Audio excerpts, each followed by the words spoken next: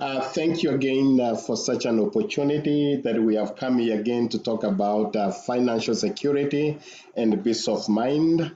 My name is Daniel Abuga. I work with Fast Financial Security and I deal with under the umbrella of yes, and talk about, let me see here, there is a little bit of an echo. Yeah, so thank you so much. And yeah, so sorry about that. There was an echo I was getting back. Yeah, as I said, my name is Daniel Abuga of Fast Financial Security, and we work under the umbrella of Clear Financial Solutions. Today, I wanted, as we have been talking about the series of financial security, more especially in the family of the immigrants. We have last week, we went back and we were talking about the myths and understanding of life insurance, investment, and retirement. And today we are going to talk about the next step as we admit all people to come and join us. We're going to talk about levels of people in when it comes to finances. I have worked to do the introduction. I'm Daniel. I live in the Washington area, and I have worked in financial services now for the last 4 years. Besides that, my background was in accounting and finance. That's what I did in college. And I have worked in real estate industry as a realtor. I also worked in sales as a car salesperson, and also more so working as an accountant in many other organizations. So every time when we talk about financial security, there are many questions that come into our mind. And I was there one time. As in the discovery of this process, we have come to understand that human beings, we have a level to actualize ourselves. We have a desire to fulfill our goals. We have a desire to meet our financial goal every time and again. But any time that we're looking for this financial security and peace of mind, we are always caught in between, in indecisiveness, trying to see what is the best option should we take, what will be the best direction should we take when we are talking about financial security, who should we trust to help us make these decisions, and how best can we go about how do we manage risk. In this process, there are many questions that are coming up in our midst. But today, I was talking about something that I borrowed from someone, one of the leading people in life insurance industry that was speaking in this thing really spoke into my mind. And I said, hey, I can borrow this and share to my community and share to my community because I can relate to it very well. As I was growing up as a child, I came I come from a polygamous family where my dad has 16 children and we live only on a 5-acre land. As a 10-year-old child, I knew immediately I did not have much stake in my father's inheritance. I looked immediately and understood there isn't enough that I can be able to get from it so that I can be able to provide for my future family. At the moment, I have 5 children, and these kids are looking up to their father. What can they get from their father when they retire? And some of these things, we talk about it as parents, we talk about it as young people that are growing and creating a legacy for ourselves.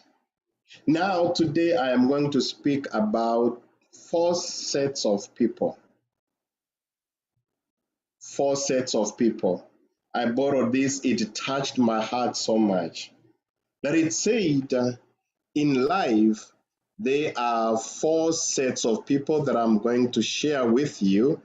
And let me look at it and say, we have four sets of people in life.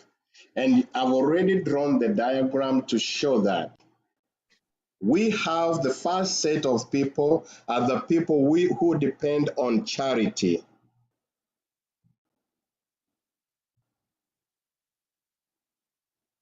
The second set of people, the people that we consider poor.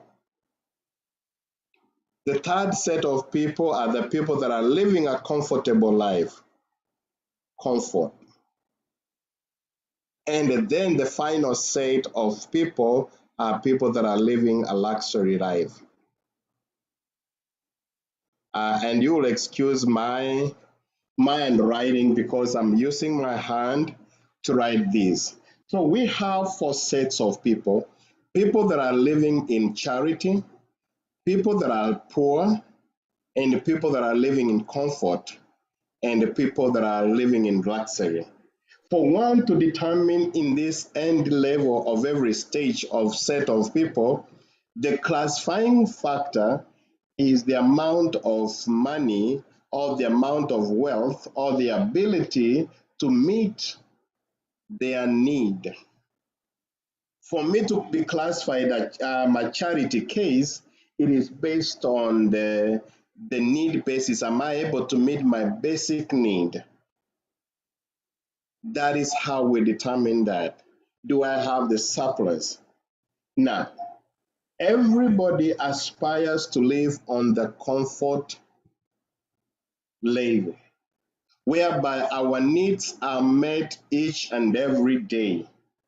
That we go to work, we come home, we go to work, we come home so that we can meet our basic needs and we live a comfortable life. We can afford to buy a car, we can afford to take our children to school, we can afford to go to a second degree or a third degree, we can afford to go to work, and every time we are bringing something in ourselves, okay?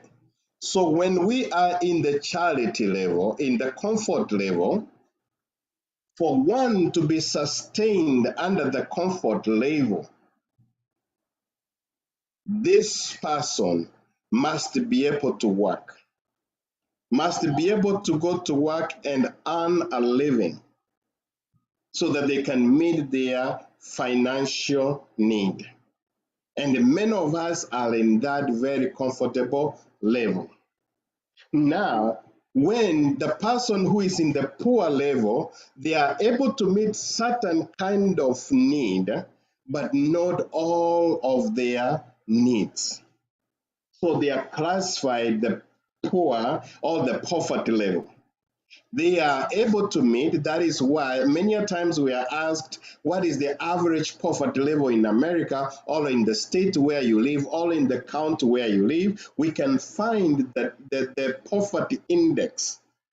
What is your poverty level? Where we come from, we can say, hey, we are coming from a certain country in Africa. We can tell what the majority of the people that are living there, are they able to meet their need, or they are under the poverty level. So then we are coming to the people that are live in charity level. Charity are the ones that they cannot meet their need, but they depend on others to meet their need. Me as an example, there was a time I could not meet my needs. There was a time I was homeless, not only in this country, but also there was a time I was homeless as a young man in my country, Kenya. I lived in the street not once, not twice, but many times because I could not afford the rent. So the only place I could survive as an individual is to be in the street. My needs were not met. There are times I could not afford a lunch or a meal. I was telling somebody when I was in college in Nairobi that my only lunch at that very time was to be two biscuits of Britannia and the water from the tap. There are times that I could only sleep with two biscuits of Britannia and what? And water from Ferreci, from the tap, because I was not able to meet any of my needs. As a student, I depended on charity that the school, the college, for me to go to college, an organization had to pay for me so that I could go to college. That was charity because I was not able, because my parents at that class level, they were poor. My parents able to take us to school. All of us who were poor, we have been in that level that we had to depend. Sometimes we had to beg for education. We had to beg for a fare, a bus fare, to move from one point to the other. Even in this state of Washington, we know there are people that we have begged for help from one another because we have moved from the comfort level, we have come to the poor level, on to the charity level. That we are depending on others for our survival. Our survival. What defines the difference between the two elements where we have the comfort and the luxury and the poor and the charity? The only difference is the ability of man to work. Here I am talking man as a person, not as a gender, inclusive of a woman. So for someone, for you to live a comfortable life or a luxurious life, man must work. Work must be done. Man must work for you to maintain the comfort or go to a luxurious life. That is number one thing, that a man must work. That a woman must work 16 hours, a man must work 16 hours, 10 hours, 8 hours, whatever, so that we can meet all our basic needs. Man must work. Now, if man is not able to work at all, then money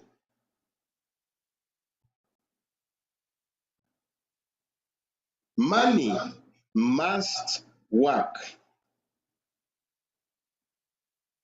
So for us to maintain a comfort level or a luxurious level of lifestyle, money must work or man must work. Now let's take for instance, when man is working, we all go to work. There are many people, the people that are poor and the people that are in charity, the people that depend on this other category of people. So these are dependent and these are independent.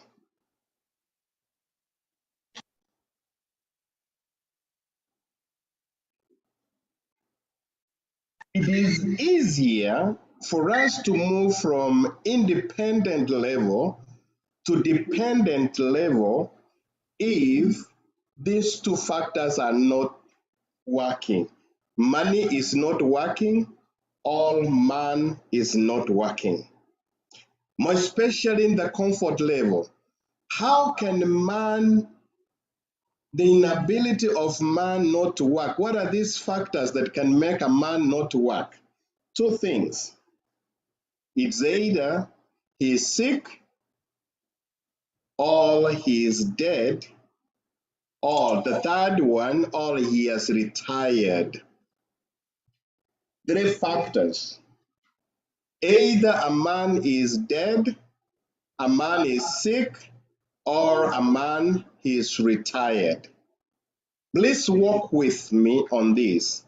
If we cannot understand this concept, so for this man to maintain comfort, he must work, but for him to work, he must be very healthy, or he must be very energetic.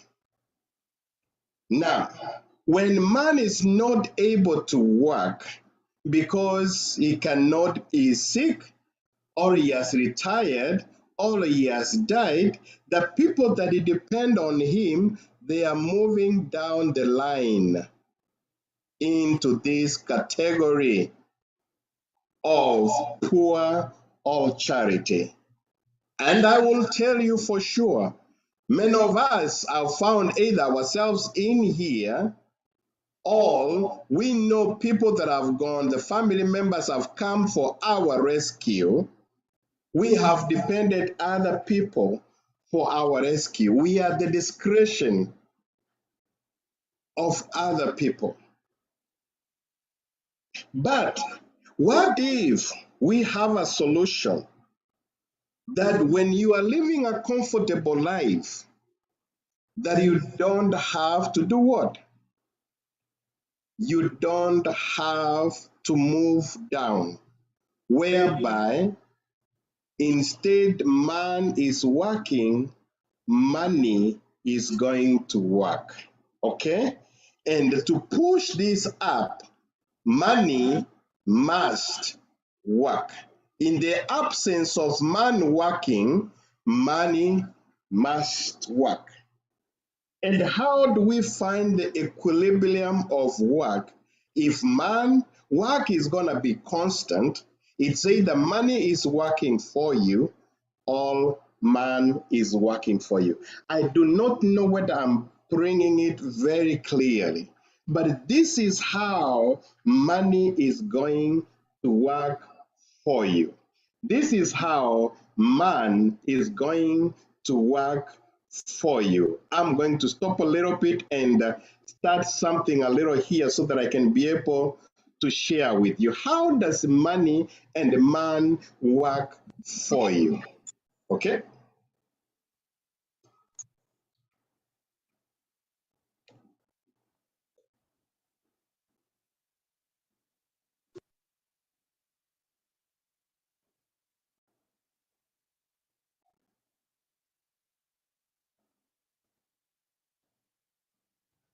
Here at First Financial Security, we are working with many insurance companies that allow people to use their money to work for them.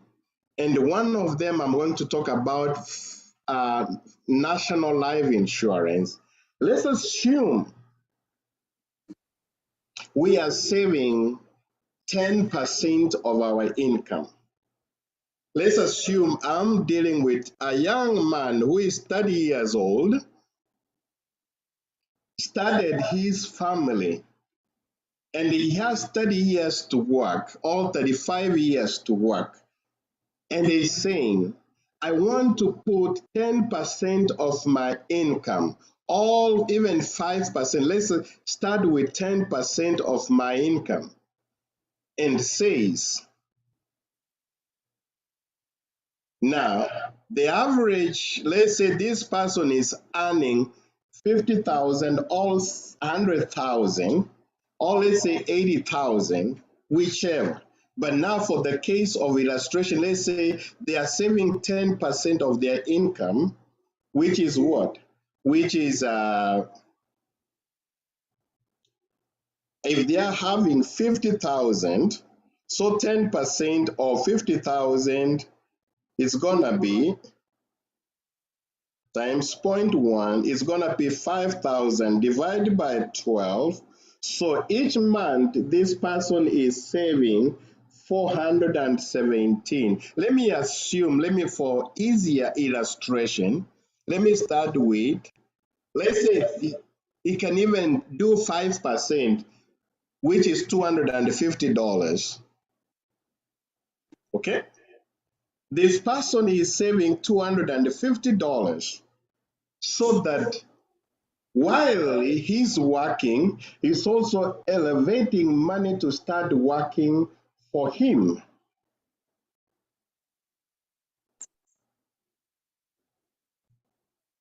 Okay?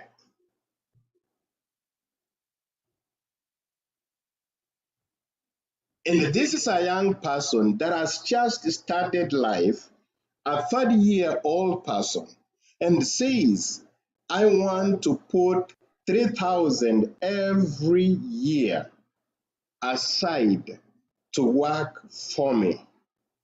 And the 3,000 gives him a financial protection of $370,000 of life insurance, saying that if I stop working because I got sick or I died, 370,000 will work for me, for my family. Then he will get $370,000. Okay? So when you invest that for 30 years, for 35 years, let's say for 35 years, 3,000 times 35 years, he will have contributed into his investment 105,000.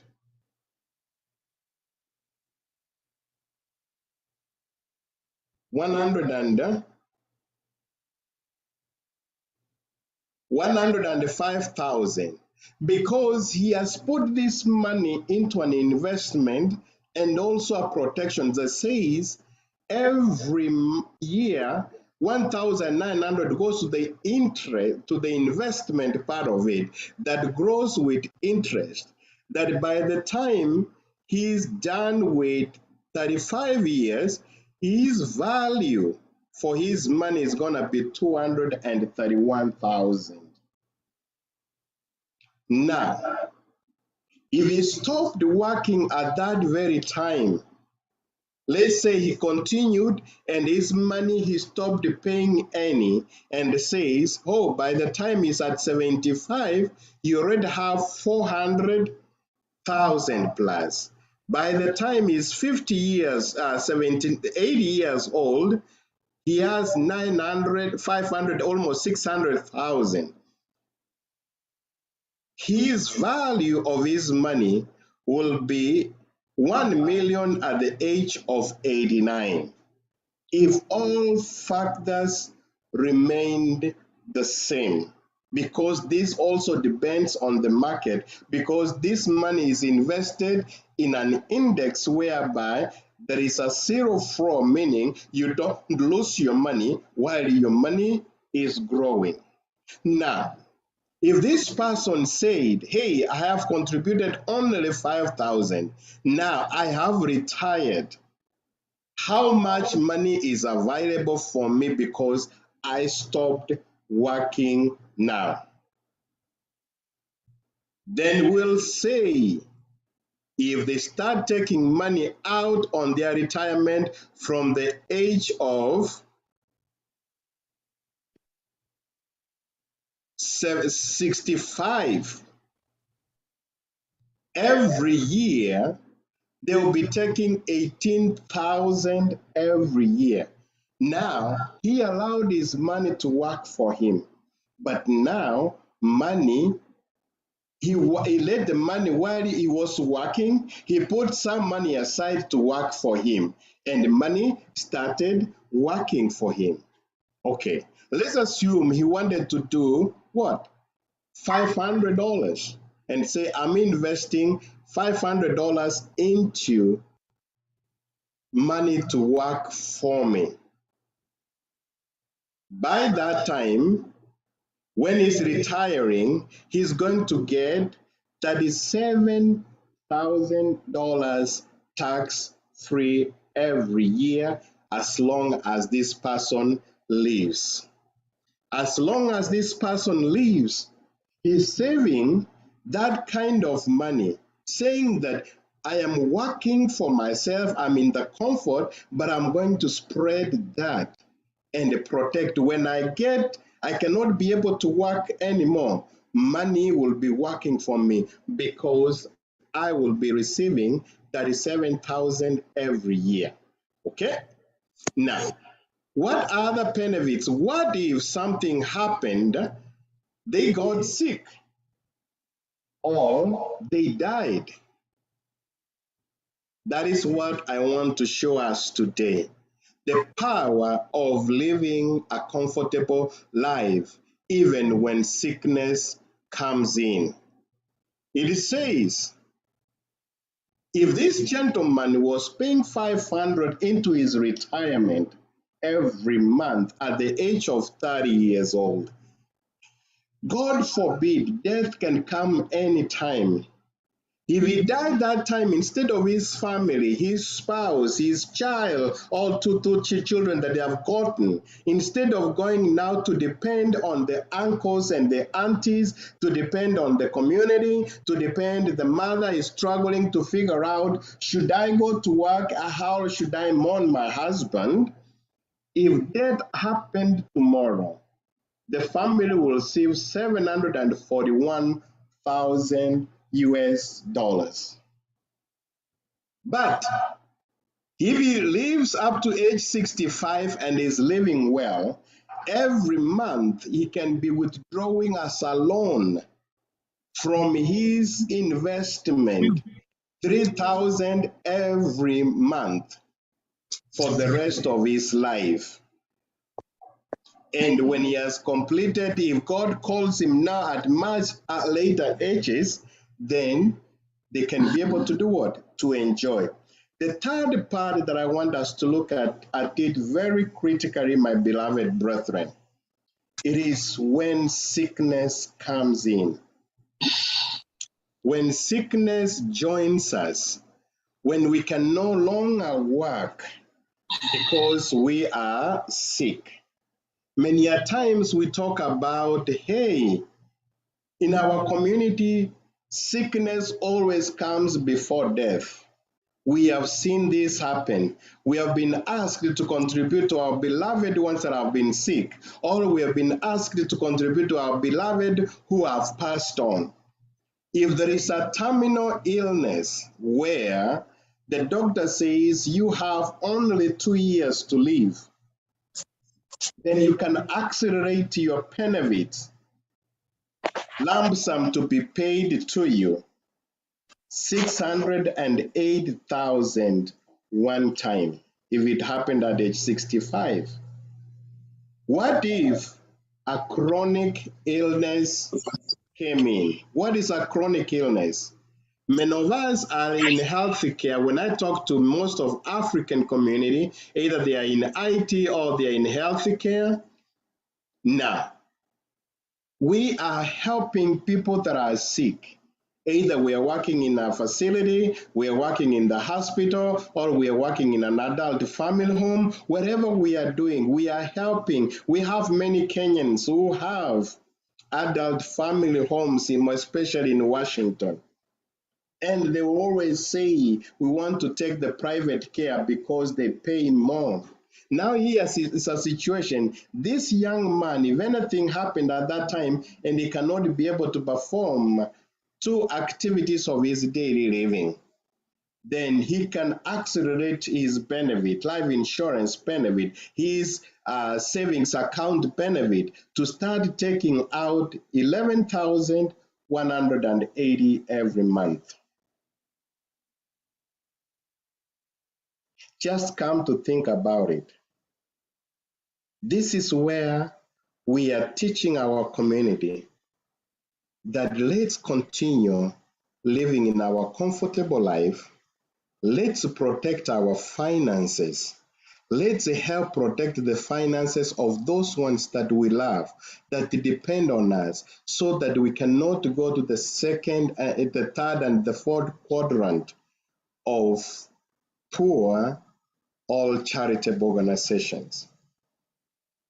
I was speaking to a very dear brother, friend of mine here, and I came and was looking for life insurance.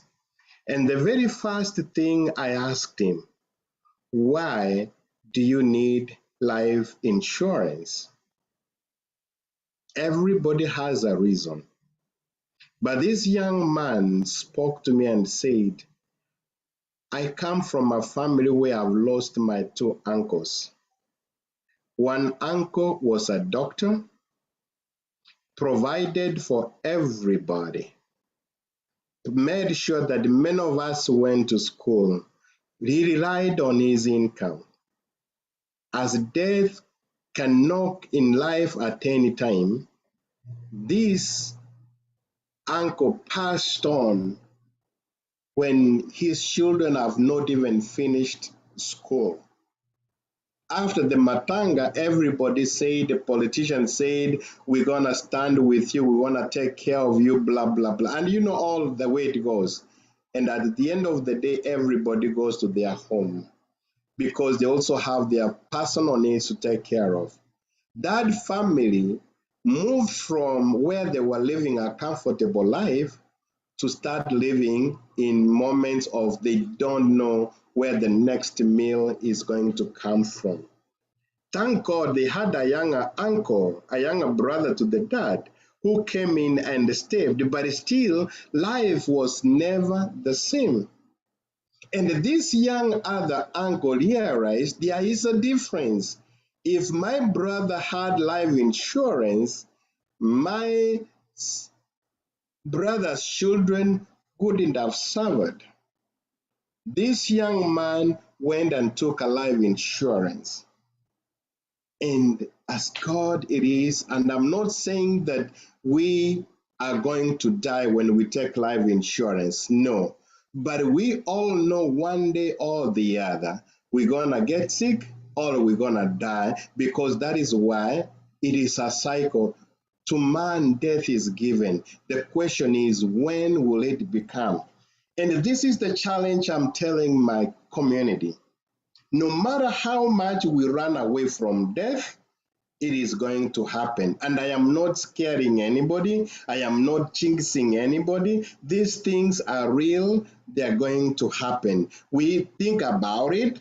We talk about it within a family, but when it is outside, we don't talk about it. So this young man also passed on because he had life insurance.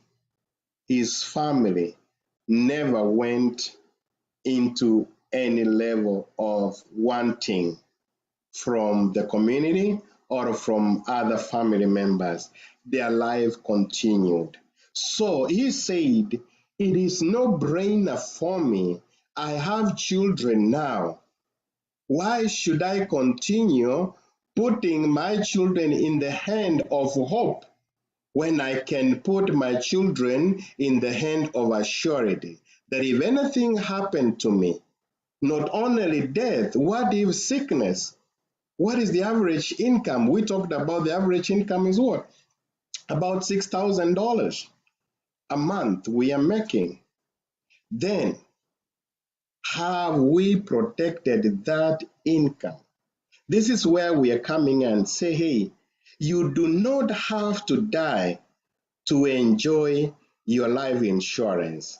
Your life insurance is a safety net to sustain the family that you love, to protect the family that you love, so that you can understand that we do not project our family into a poverty level. And this is what I wanted to encourage us to teach ourselves like, hey, that which we have little, how can you put it? And this is what I say, you don't have to start with 500. You don't have to start with 1,000. You can start wherever you are, wherever you are. Our job is to meet with you, talk with you, guide you, and then say, Daniel, is my situation. Yesterday, I was speaking to a very young man and I was telling him, before I even tell you how much you're gonna pay for your insurance, I want to understand what is your financial need and what is your financial goal and what is your budget. So when we look at those three things, we understand it, then we say, how can your dollar work maximally for you? So that is very specific for you. You are unique and everybody therefore is unique. So that is why we encourage we are teaching this on a family level. We are teaching this on a community level. Like now I'm speaking to the whole community. But when I sit with you, Elizabeth, when I speak with you, Aska, when I speak with you, Margaret, on a level of yourself, it is very, very, very, very different. So I'm encouraging you to come and ask questions and how best we can be able to help you. And this is what I wanted to present to you. But now I'm going to open so that you can ask any questions that you may have. Thank you so much. You can unmute yourself. If you have any question, please feel free. Either you can type it in or you can go ahead and open and ask the question.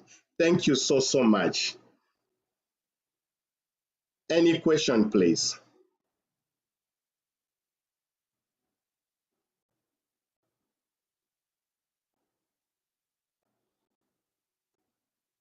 Is there any question?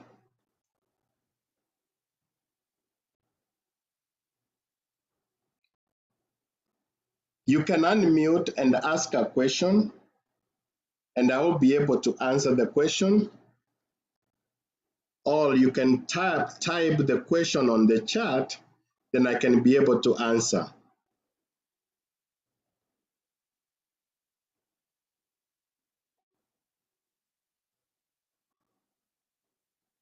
Anybody with a question? Elizabeth, do you have any question?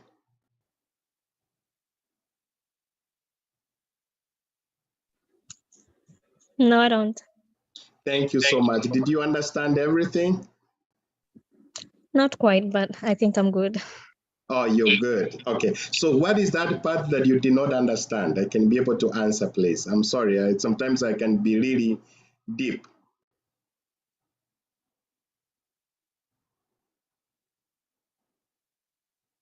I don't have a specific question right now. It's just a matter of processing. Okay. So because we were dealing on a general perspective, what I will encourage is we can have a sit on and have one-on-one. If you can private chat me your number, then I can set an appointment with you. And then we can have another session where we can speak one-on-one to be able to go directly one-on-one, and we go another step one-on-one. Our objective So is to... I'm sorry, go ahead. Go ahead. I was just gonna ask, for your consultations, is it free consultations, and how long is a consultation? The consultation is 100% free. Our work is to educate you. And once you have determined what is good for you, then you can say yes or no. So is there a time limit for the consultation? Usually I said when I'm meeting with somebody about 45 to 1 hour. Okay. And we can have even 2 to 3 meetings, no problem. And then for I don't know, are you a financial advisor, or it's just when it comes to insurance only? Yes, I'm a financial advisor. I advise on insurance and retirement program. But I'm not FD. I'm not. I don't do stocks. Okay, all right. Thank you. I'll side chat you later. Okay, thank you so much. Hey, Margaret, go ahead.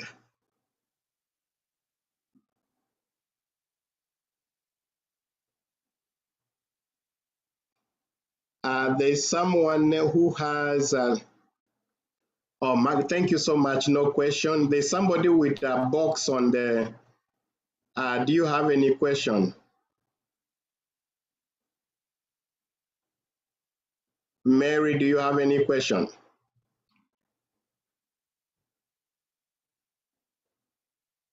Yeah, thank you so much. This is where we were talking. Some of the questions that we dealt yesterday, last week, was about who qualifies for these products. The qualification is anybody who is within the United States can be able to apply for the product and has desired to live in United States. Ndio kusema sio lazima ukuwe na namba, sio lazima ukuwe na kila kitu, but it's on a case-to-case basis. Now, the other question we answered last time, what if your family members who are the beneficiaries are out of the country? Yes, they will still be able to receive the benefits in case of a problem happening. So, and the other question we answered last time, what if, how long does it take for the insurance company to pay when a claim is put on? The goal by law, the state states that they must pay within 30 days. And if they once they receive it, they must pay within 30 days. If they exceed more than 30 days, they are going to pay interest on your benefits. Now, but what is the average? Average is about 14 days of the claim being starting. Okay? So is this the kind of insurance that they're going to drag you forever for a long time? No, they don't. Because many of us that have been in even car accidents, car insurance and all that, immediately we put the claim in, the processing starts immediately. Okay. Thank you so much. It's been a great honor. I wish you the best. And we'll talk deeper next week to answer any questions and any challenges. And have a blessed time. If nobody has a question, then I will end the meeting.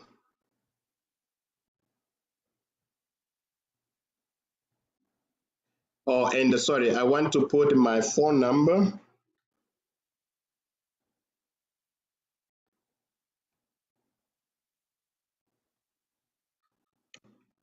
So that is my phone number. And to book an appointment, maybe a specific consultation appointment, you can go to danclair.com,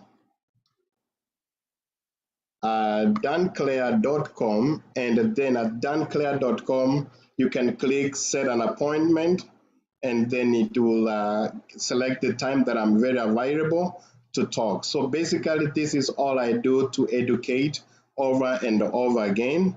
And so that our objective is to make sure that our community really understands the resources that we have within us that we can use to create financial security and peace of mind. Thank you so much. Have a blessed time. See you again another